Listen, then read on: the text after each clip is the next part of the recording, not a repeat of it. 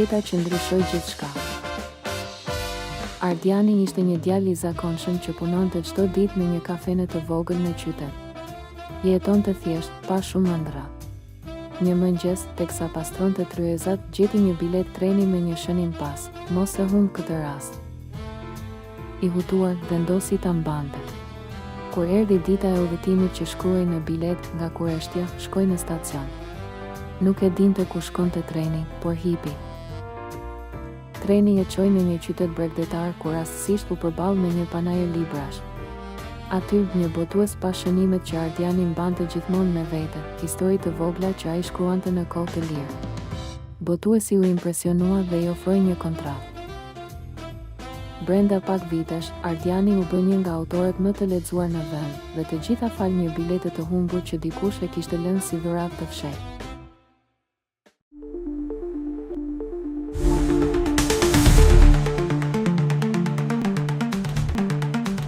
Feneri në maj të Kodrës. Në një qytet bregdetar, mbi një kodër të lartë, ndodhej një fener i vjetër. Të gjithë thoshin se nuk punonte më, por askush nuk kishte guxim ta prishte.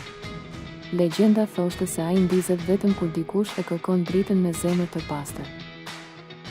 Një djalosh i vogël me emrin Dritan, që kishte frikë nga errësira, ngjitej çdo mbrëmje në kodër dhe ulej pranë fenerit. Nuk fliste, vetëm shikonte detin dhe ëndërronte të bëhej kapiten. Një natë, kur era frynte fort dhe valët përplaseshin në shkëmbim, ai tha me zë të ulët: "Do të bëhem kapiten, por më duhet pak dritë." Në atë moment, feneri u ndes. Një dritë e ngrohtë dhe e bardhë ndriçoi detin dhe gjithë qytetin poshtë. Që nga ajo natë, feneri ndizet sa herë dikush ngjitet lart dhe kërkon shpresë, besim apo guxim. E quanin drita e ëndrrës. Dritani u rrit dhe u bë kapiten, por kur nuk harroi se si filloi gjithçka me një fener që dëgjoi një zemër të pastër.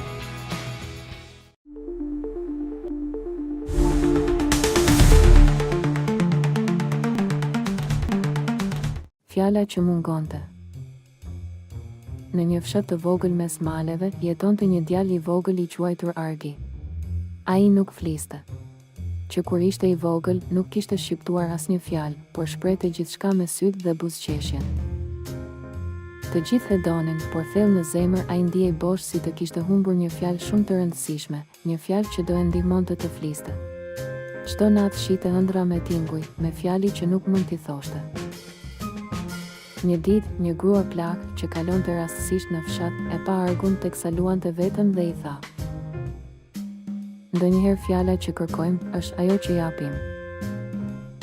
Të nesërmen, Argi pa një zog të vogël që kishte rënë nga foleja. E mori me kujdes, e mbajti ngrohtë dhe i solli bukë. Ditë pas dite, zogu nisi të këndonte. Kur zogu fluturoi për herë të parë, Argi qeshi me lodh dhe tha fjalën e tij të parë: "Faleminderit." Fshati mblodhi lot gëzimi dhe që nga ajo ditë, Argi nuk reshti se foluri, por gjithmonë me kujdes, me ndjenjë si dikush që e kuptoi sa shumë vlen një fjalë e vetme. Sepse ndonjëherë fjalët më të rëndësishme nuk janë ato që flasim, por ato që jetojmë.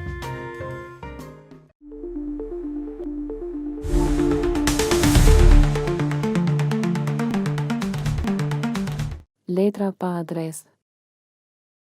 Një grua e moshuar, Zënia. Hana jetonte vetëm në një apartament të qetë në një qytet të madh. Çdo mëngjes pinte çajin pranë dritares dhe shkruante letra, letra që nuk ja dërgonte askujt. I vendoste në zarfe, por nuk i shkruante adresë. Vetëm një fjali në fund. Për çdo që ka nevojë për një fjalë të mirë.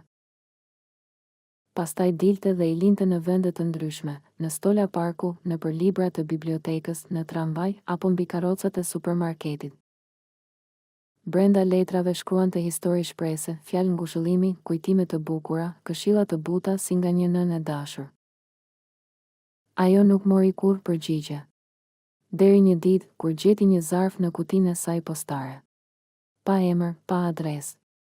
Brenda kishte një letër që thoshte: "Nuk e di kush je, por letra jote më shpëtoi. Faleminderit që ekziston." Zënia, Hana e mbajti atë letër afër zemrës gjithë jetën. Dhe nuk e ndaloi kurrë së shkruari.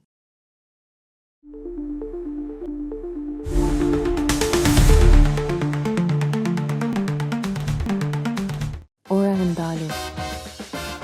Në një qytet të vogël, në dyqanin e një orëndrejësi të moshuar, qëndronte një orë muri që kishte ndaluar në orën 3:17. Asnjë përpjekje për ta rregulluar nuk funksiononte, dhe askush nuk e dinte pse. Orëndrejësi, zotëri Ilmi, e linte ashtu, si kujtim nga koha kur gjithçka ndryshoi për të. Një ditë, një djalosh i ri, Erisi, hyri në dyqan për të rregulluar orën e gjyshit të tij. Ai vuri re orën e ndalur dhe pyeti pse nuk e ndreqnin. Ilmi buzëqeshi lehtë dhe tha: sepse ajo orë nuk mat kohën, ajo ruan një moment. Kur Erisi nguli këmbë për ta parë nga afër, gjatë prekjes së mekanizmit, ora papritur filloi të punojë.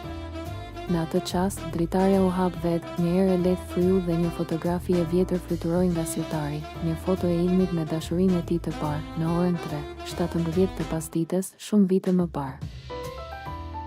Ilmi qeshi me lot në sy.